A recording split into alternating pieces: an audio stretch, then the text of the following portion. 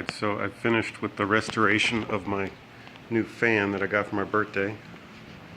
This is a Hossack fan? I call it a Hossack fan. This one is by Fasco. Model L55A.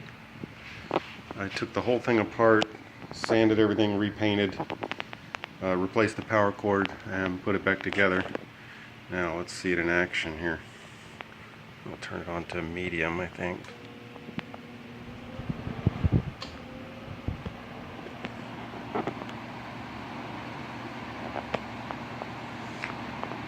This is an incredible fan. It's nice and smooth, and the breeze goes 360 degrees at all times.